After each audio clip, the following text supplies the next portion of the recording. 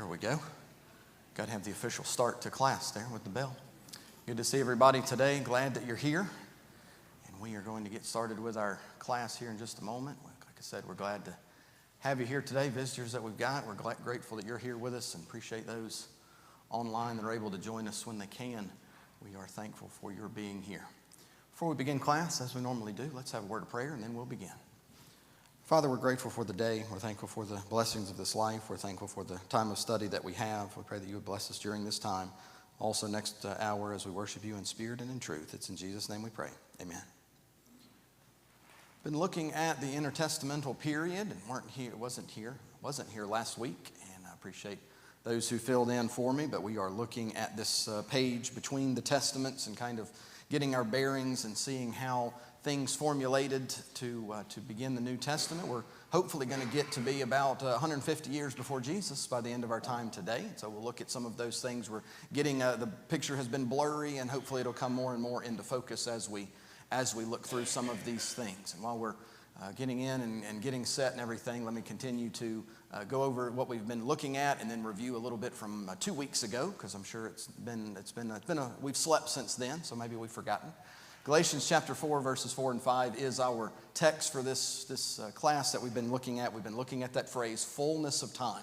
My hope is that next time you read this verse when you're not in this class, but you just happen upon it, when you're reading through, it will spark something in you to appreciate that phrase more than perhaps when you read it before this quarter. And that's my hope. And so the fullness of time, there's a lot of things that went into this. There's a lot of things that happened in Jesus coming to this earth.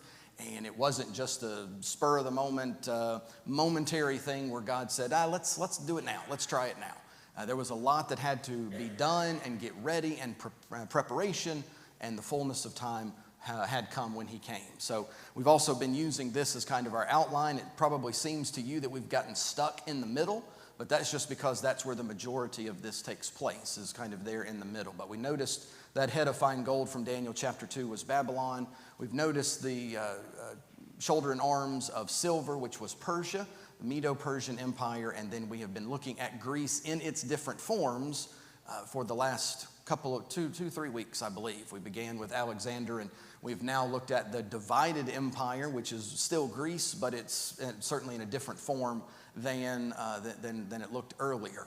So we've looked at some of these things just to remind ourselves where we have been and also what we talked about last week, either for those who aren't here or for those who need a refresher. The empire of Alexander the Great, this is the Greek Empire. Once he dies, it's divided into 4 different sections with some of his generals, some of his undermen taking over. And they were the more powerful ones. And so you see their 4 names on the screen here. The ones that matter to us, the other 2 that are in the top left of the screen, don't matter to our study, so we won't mention them.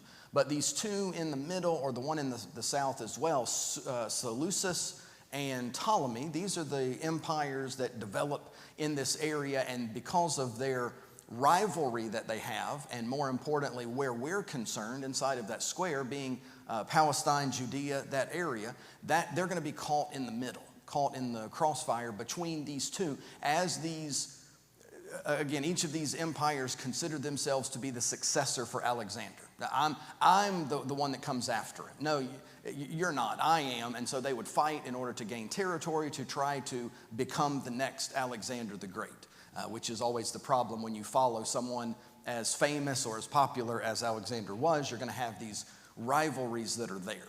We notice the Ptolemaic Empire, that's your Egyptians, and the one major development that we noticed a few weeks ago is the development of the Greek translation of the Old Testament, the Hebrew Bible being translated into Greek. By the way, what do we call that? Anybody remember? The Septuagint, yeah, the 70 translators. And so when you hear that, that's during this time period. And we talked about how the Greek translation certainly was going to be beneficial to many going into the time of Jesus, and even the early church when Paul was during his missionary work. And then also, since that was the ones in Egyptians, now we have turned our attention to the Seleucid kingdom or the Seleucid Empire, and they're the ones that we looked at last week, and we'll continue with some of the tension that exists between these 2. And of course, stuck in the middle between them is Judea with Jerusalem and Palestine and all of this. And so it's not that Palestine was some great people or that they were some conquering empire. It was just that they were in the way, as many of these other people groups were. And so when you're in between two world empires or two large empires, you're going to get caught in the middle, and one's going to try to take over and the other. Last time we looked, this was 2 weeks ago, we looked at the Seleucids trying to extend their kingdom further south. The Ptolemies, the Egyptians, the Greek Egyptians had this territory, and the Seleucids wanted to increase their kingdom, especially this man. And we mentioned him last time. We're going to look at it from a different angle today. But this is Antiochus IV, and he was the ruler of this Seleucid Empire, that one that was to the north, from 175 to 164. We'll see his end today. And one of the things you need to remember about him is that he was absolutely obsessed with forcing Greek culture, Greek religion to all the people in his empire. We talked about how the Greek culture spread, and it spread in different ways. Sometimes it was allowed to exist alongside other cultures, and people were influenced in an indirect way, kind of like American culture in certain ways. People start to take on certain things they see in movies, or eat and drink things they see on TV or things like that, even in other places in the world. And other times, like this man, it was forced on people. We're going to tear down your temple, and we're going to build the temple to our gods. We're going to force you to stop speaking that language, and you're going to have to learn Greek. And so that's this man. He is Greek. He was the ruler of the Seleucid Empire, and he wanted all the people of his empire to be Greek, to practice the Greek religion and speak the Greek language and all of that. And as you might imagine, he's going to have pushback from a lot of people, and we'll look at that today. But remember that he called himself Epiphanes Theos, which means the manifest God, the God who is manifest to the people, has made himself known. And so certainly thinks very highly of himself, as we'll see another observation of that today. And wanted to unify his empire, and so everywhere he could, he put things there that reflected the Greek culture, including a gymnasium in Jerusalem, and changed their religion as he could. In other ways, he tried to force the change from the inside. For example, he would put the highest bidder to be the high priest of the Jewish religion, so that the guy who was the high priest was basically his puppet to do it with what he wanted. And Rome's going to continue that, and when we get to the time of Jesus, we actually have two high priests. One that was kind of accepted by the Romans, and one that was the ones that the Jews were interested in. And so this meddling in the religion was certainly part of his doing, and he wanted to try to change their religion.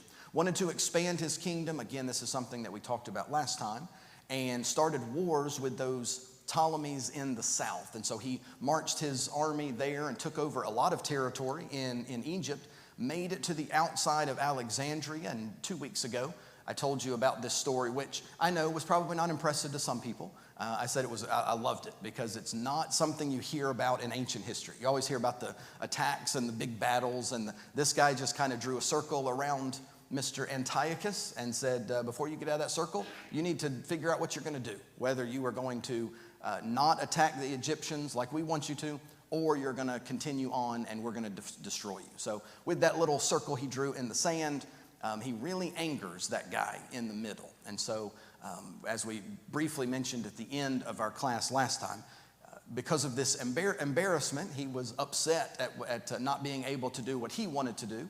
If you think of yourself as the God or the manifest God, anytime another people turn you around and keep you from doing what you want, well, that's going to make you look bad in front of your people. So in order to make himself feel better, in order to make himself feel like a strong man, he vents his frustration on basically the first people he meets when he returns. And on the map, that just happens to be Judea, Palestine, Jerusalem, that sort of thing.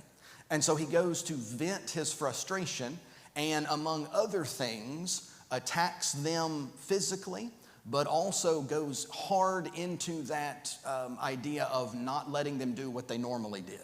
While he wanted to force Greek culture on them, he hadn't outlawed certain things. But at this point, now he does. because clearly the people don't respect him. Clearly the people don't think I'm a god, and so I've got to show them. So he outlaws Sabbath worship, observance, so that they're unable to do what they normally did on the Sabbath day. Also outlawed any kind of study of the Torah, whether it was in Greek or not. And anyone who observed the Sabbath, put to death. Anyone who was studying the Torah or practiced circumcision or whatever it was that they needed to do, they were put to death. And the main thing, we're going to look at this today from the book of Daniel. He built an altar to the god Zeus behind the altar of God in the temple there in Jerusalem, and he offered a pig on it, as well as other unclean animals. And this is something that we're going to see is going to spark a revolt against the people there. So really wanted to emphasize how powerful he was and how much he didn't care about, or how little he cared about the people here in Jerusalem. And it was all because of that embarrassment that took place in Egypt. And so the people, as we said, as you can imagine, he called himself Epiphanes, which means the manifest God. The people in Jerusalem and around the area changed his name just a little bit, and they referred to him as Epimanes, which means the madman or the crazy man. And if you hear the things that he did and read the things that he was apt to do, that's a pretty good nickname. Pretty good nickname that is there. That's where we kind of ended last time. Is there any questions or comments? I know that sometimes I go quickly through this, especially in reviewing, but wanted to see if there was anything anybody needed to know. Now, Antiochus is going to continue to put immense pressure on the Jews to make one of two choices. You're either going to compromise and allow me to do what I want, or his choice would be to assimilate, which means to act as if you're not even Jews at all. And so you're going to become Greek, you're going to wear the Greek style clothing, you're going to worship in the Greek temples. That's what he would prefer. He wanted all the people to assimilate, or at the very least kind of be away from society and let him take control and change the next generation and the next, the country and that sort of thing.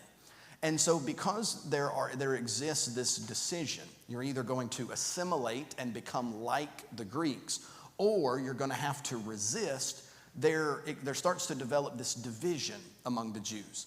They probably were divided in certain ways before this, but this political division begins, where some are saying, no, we've got to remain faithful, and others are saying, well, it's not so bad. Let's just become Greek to get along. And so we'll allow him to do those things that are there. And it starts very small, and you see the cracks that are beginning to form. We're going to see a little bit of it today. We'll see more of it next time. But this division that begins to develop is going to, in the New Testament anyway, is going to become the Sadducees and the Pharisees. The Sadducees are a political group that really accepted the new leaders. At the time of the New Testament, it's the Romans, but here it's the Greeks. And they were those who tried to mix in Greek culture as well as what things that made them Jews. And so they had kind of assimilated. And the Pharisees are those ultra, far right conservative, almost, to the extreme, where they, want nothing to do with Greek or Roman culture and really leaned heavy into the traditions and things that even they had made up that made them Jews. And so you have this division that's starting to form right here that is going to develop in other ways by the time we get to the New Testament. I just wanted to mention that. You'll see it happening, and we'll show some specific examples at another time. But let's go to Daniel chapter 11. Last time, and I questioned how to do this, whether to do this first and then show you where it happens, or to talk about it happening and then show you where Daniel mentions it. As I've said before, even though this is a 400-year period where God does not talk, he doesn't speak to people directly, we do not have evidence of his inspiration being given during this time. There are no prophets that we know of, and so you might get the idea that God just kind of backs off and kind of just lets everything happen. And you could think of it kind of that way, where God has his hands on the controls to a certain extent, and then he gets to a certain point and then lets it coast the rest of the way to when Jesus is ready. And maybe that's one way of looking at it. But what we've seen from Daniel chapter 2, with that outline that we've been going on, that statue, and also from other places where we notice that he prophesied about the coming of Alexander and the end of the Persian Empire, and here in Daniel chapter 11, what we see is that while God may have not been directly controlling things or working directly in the world, he doesn't leave himself without a witness. It's not that we could point to sometime during this time period and say, God didn't know it was going to happen. Whether or not he was working directly and had prophets involved or miraculous works doesn't mean that he wasn't interested in what was going on, and also doesn't mean that he didn't know it was going to happen. He, of course, knew these things were going to happen, and he leaves himself with a witness so that when they do, you can say, look, he knew it was going to happen all the time. And so the fullness of time encompasses those things that God was directly doing, but also those things that he knew was going to happen. We're going to look at several verses here in Daniel chapter 11. So you have your Bibles open. They'll all be on the screen, of course, but just to let you know, we're going to look at most of the chapter here. Several chapters. Daniel's is a different book because there are some chapters that tell us of things happening, like the fiery furnace or Daniel in the lion's den, this kind of thing. And then other chapters are apocryphal. They are symbolic, and others predict the future, as this is. And so some of the things here in this chapter are going to be a little confusing. What are they talking about?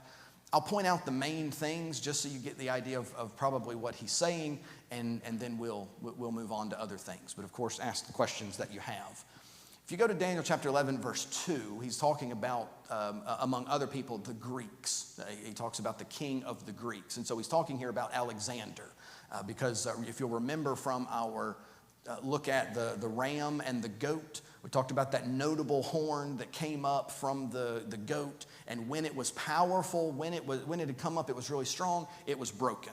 And we talked about how Alexander died at the age of 32 when he was at the height of his power. And so we have here the beginning. He's starting at that point, and he's going to move forward in the timeline. And of course, this is years before it took place. But it says, verse 3, a mighty king shall stand up that shall rule with great dominion and do according to his will. Again, verse 2 lets us know that this is Alexander, the king of the Greeks. Verse 4, when he shall stand up, his kingdom shall be broken and shall be divided among the four winds of heaven. When he stands up, if you are weak, if you are sickly, if you don't have any strength, you stay seated. And so when he stands up, when he just is beginning to reign, that's when his kingdom shall be broken. Why was it broken? Because he died. And so that's the connection here. When he stands up, when he comes to the height of his power, his kingdom is broken. And notice it's divided to the four winds of heaven. We've already seen that map where there are four different sections of the formerly united Greek Empire, and not to his posterity. None of those four individuals that were on the screen a moment ago are related to Alexander. He had children. He had one legitimate heir who died pretty early, like in his 11, 12, somewhere around in there. And so none of his kingdom went to his children, nor according to his dominion which he ruled. For his kingdom shall be plucked up, even for others besides those. So Daniel's letting us know this great one who is going to rule so many and do great things, when he stands up, his kingdom's broken into four sections. That's the idea here. So notice that his kingdom there will be broken, divided into those four winds of heaven. Now, verses 5 through 20, we're not going to read that. I'm going to let you do that on your time, but let me give you some highlights that are here. Verses 5 through 20 is a discussion. Daniel's doing it in an apocalyptic, prophesaical way, where he is talking about the relationship between the king of the north and the king of the south. And so he's going to use that name or those names several times. The king of the north is going to do this, and he will do this. The king of the south will do this, and he will do that. When you look at it, and we'll see it here on the map, when you look at it from the Palestinian Jerusalem point of view, the king of the north is the Seleucid Empire, the one who is above them on the map, and the king of the south is the Ptolemaic Empire. See how we've seen those two places. So even though Daniel is over in Babylon, over in Persia at this time when he's writing, he's not writing from his reference point, he's writing from Jerusalem's reference point. At that time, so we've got after Alexander, and he says a few things to let you know time has passed, and the king of the north and the king of the south.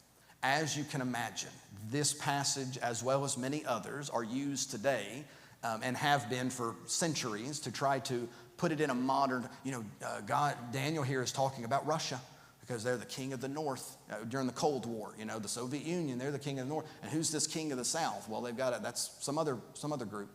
Daniel's referencing here, again, the king of Greece, and then he starts talking about north and south. He's not talking about anything that's happening today.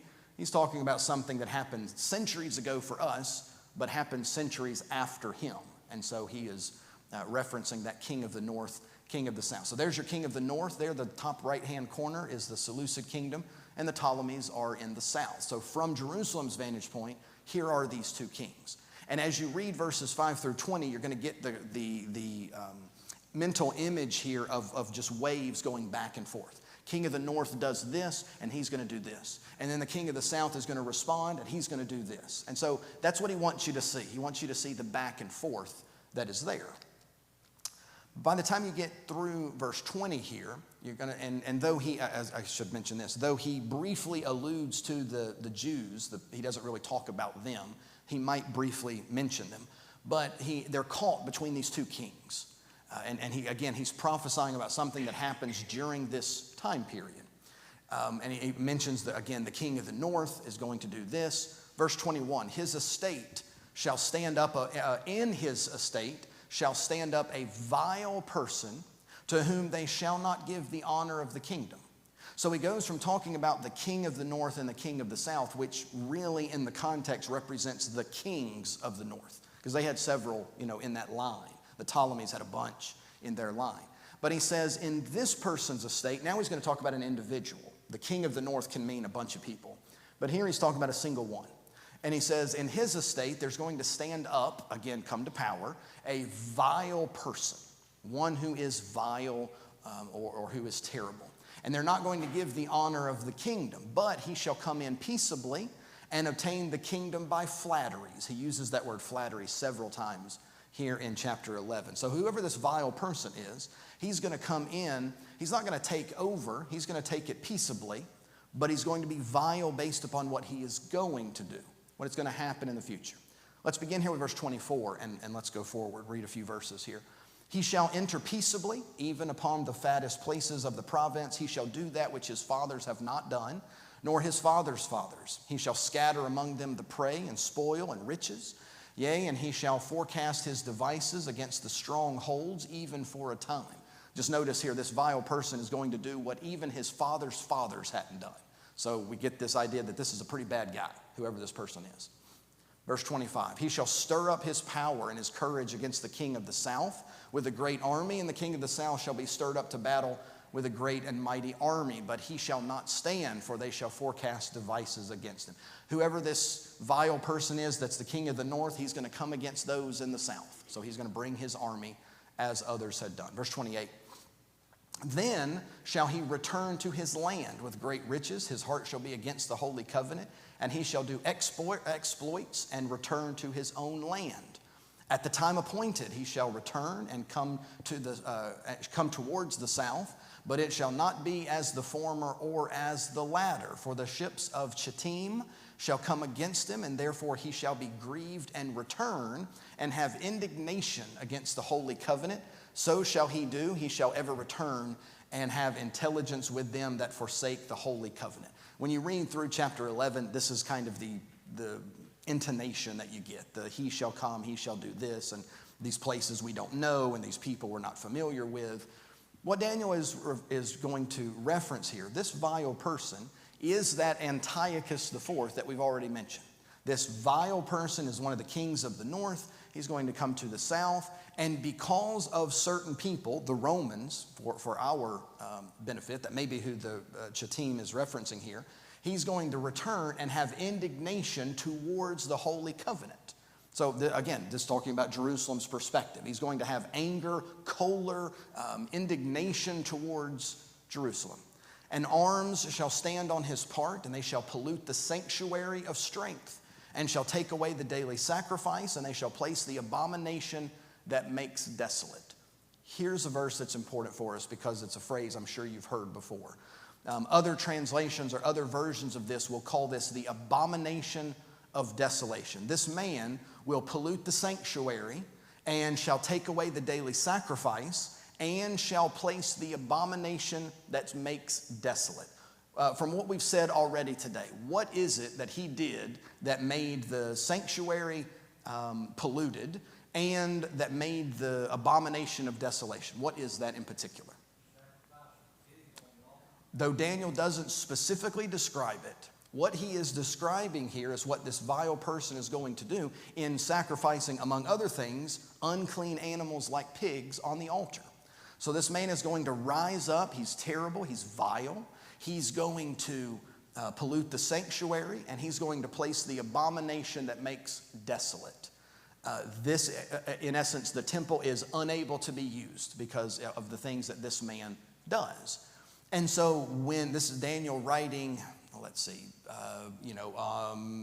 350, 400 years before this happens, he's writing about that. I don't know if that's right. I just real quickly just did that in my head. 300 years, several centuries before this happens, Daniel is writing about what's going to take place.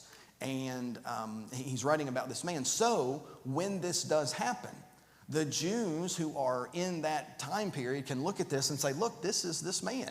This is the vile person. Look at what he's done and look at what this claims he's going to do. So it gives them strength to say we can and should resist him, as he's going to mention here.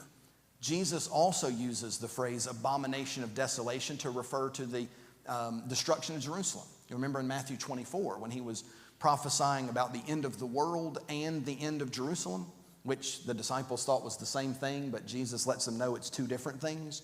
That army that's going to surround Jerusalem, they are going to make everything desolate by destroying the temple. So in the same, not the same way, but in a different way, Antiochus makes the temple desolate by offering those pigs, and the Romans, centuries later, would make the temple desolate by wiping it off the map. And so he's referencing here, he is prophesying about this man that we know as Antiochus, but here he calls him this vile person. Questions, comments? You don't need to add in about this. We'll keep going here with verse 32, but anything up to this point? Verse 31 is an important verse. It's why I'm kind of stopping right there and pointing that out. So this vile person, he's been talking about kings and different people, and he focuses on a single person. And such, verse 32, as do wickedly against the covenant shall be corrupt by flatteries. Again, you see that word. But the people that do know their God shall be strong and do exploits. Here's the light in a dark time. And we'll talk about these people later in the class. But the people who do wickedly against the covenant shall he corrupt by flatteries. A lot of people, not just in Jerusalem, but a lot of people in this area, again, were wanting to take hold of this Greek culture. And sure, he doesn't want us to worship at the temple, but he's got our best interest at heart. And look what he's doing to the economy, where we've never been better. And so they kind of side with him. And so that's probably what has reference here to corrupting by flatteries. Those who do wickedly against the covenant, that probably has reference to the Jews more than it does to Antiochus and his people, because he's corrupting them by flattery. So some of the people are going to be carried away spiritually, but then there are these others. The people that do know their God shall be strong. So not only is he prophesying about what this vile person's going to do, but he also starts to prophesy about what the people of God will do at that time. And he mentions that. They that understand among the people shall instruct many, yet they shall fall by the sword, by flame, by captivity, by spoil many days. So there's a vile person coming. Some people are going to be carried away spiritually. Others are going to stand up and be strong. And those that stand up and be strong are going to be put to death. They're going to fall. They're going to be killed. They're going to be carried into captivity in one way or another. So several of these things he prophesies about. We have noticed Antiochus. We haven't seen the people of God yet. We'll look at them here in a moment when we finish this section. I've got a couple more verses, and then we'll go to something else. Verse 34, when they shall fall, those people of God, they shall be helped with little help, but many shall cleave to them with flatteries. Verse 35, and some of them of understanding shall fall, to try them and to purge and to make them white, even to the time of the end, because it is yet for a time appointed. We get the idea here that Daniel is prophesying about this vile person who is going to seek to make things desolate. And the people of God, though they have little hope of surviving physically, are going to have the opportunity to get through this trial by fire. And theirs is the kingdom on the other side. Theirs is the reward on the other side. Anybody know what that sounds like? Can you think of another book that might prophesy, here's bad things are coming, but if you make it through to the end in spite of those problems, you're gonna be rewarded on the other side. The book of Revelation is what this kind of sounds like to me. This is a brief, thing here. And of course, John in the book of Revelation is writing about what the Romans will do, and more specifically, what the Jews would do during this time. The church was going to be persecuted worse than they had conceived of. But he's saying, if you remain faithful unto death, this is a chance for you to show what you're made of. And even though you're tried by fire, yours is the reward on the other side. I'll give you that crown of life. So it kind of feels like that's what Daniel is doing. He's warning about this person. There's really no hope here, because what Antiochus does to Jerusalem, Rome doesn't care about, and the Ptolemies don't care about. And so there's really nothing there to help them, at least at first. But he gives them this, they will be purged to make them white, even to the time of the end, be faithful unto death. That kind of feels like that's what he's doing here, and why he's doing that. Any question or comments? I know we read a big section there, but so the highlights here.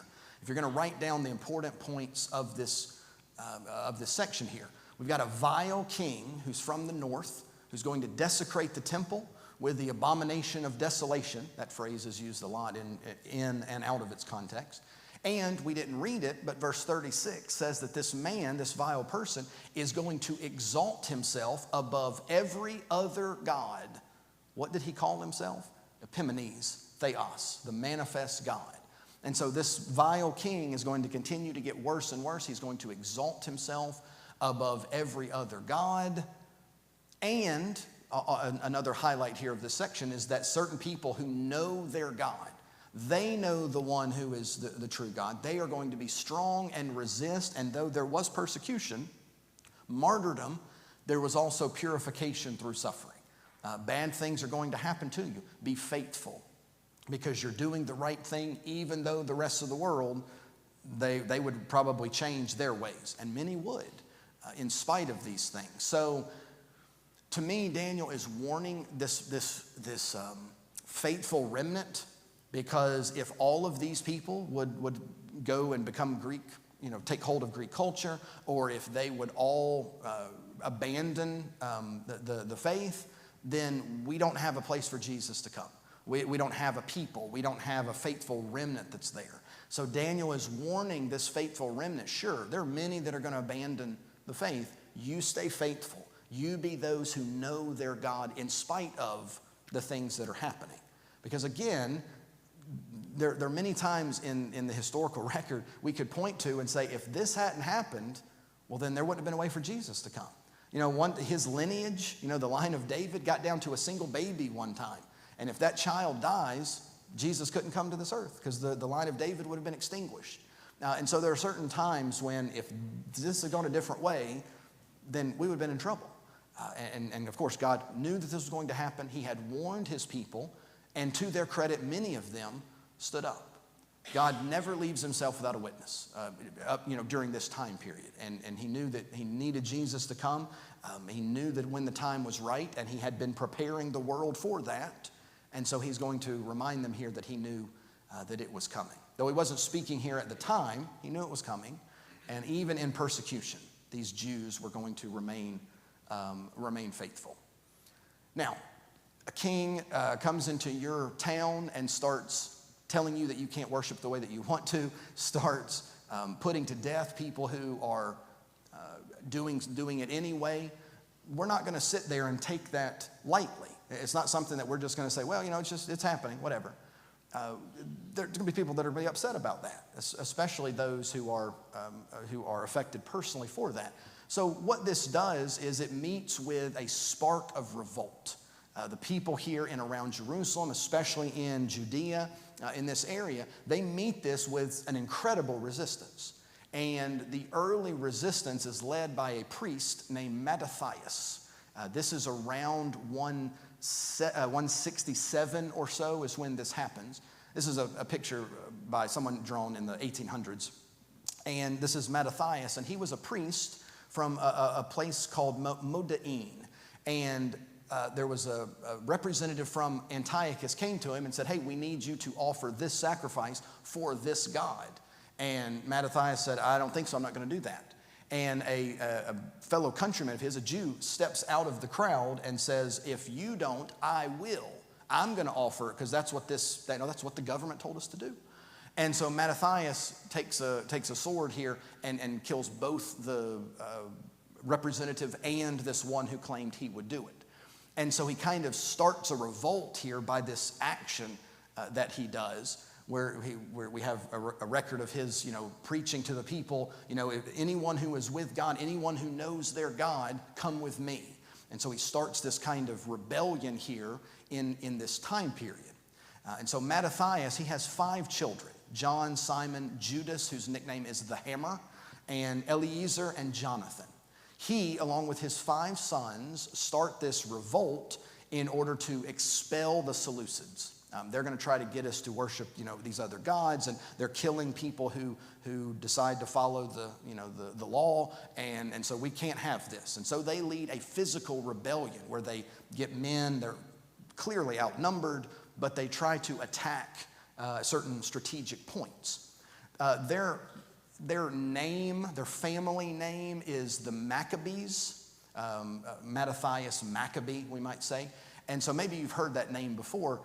This is the Maccabean revolt. And there are 2 books that certain religious groups, Catholics for example, include in their Bible, 1st and 2nd Maccabees. 1st Maccabees is a great historical record of what happened. Of this, if you're interested in it. It's written almost like 1st or 2nd Kings or something, where it's just the history of a people. And 2nd Maccabees is a little bit different. But the first one is a great historical record. I mean, it's not an inspired text. It's not something that belongs in the Bible, but it's really good as far as the information that it gives. Mattathias was a little bit older. Obviously, his sons here were old enough to be priests and have families and things.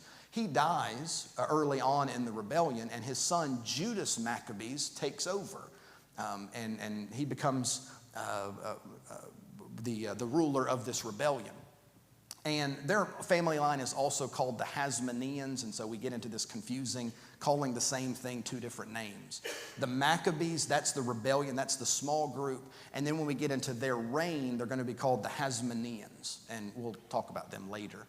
But they use something called guerrilla tactics. Think about the United States against the North Vietnam during the Vietnam War.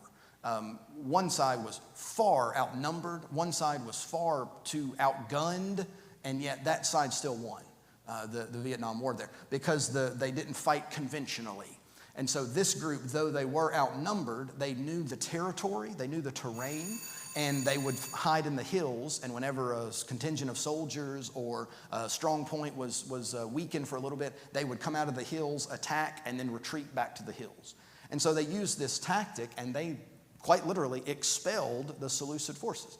Antiochus was unable to get his full vengeance out on them. They actually recaptured Jerusalem, and they reinstitute the worship in the temple. Proper sacrifices were offered, and on the 3rd anniversary, this is 164, of the Antiochus's abomination. So 3 years later, after he offered that pig on the altar, they reinstitute the sacrifices in the temple, and they cleanse the temple, and they reinstitute these sacrifices here. And it's interesting because they commemorate it as the Feast of Dedication.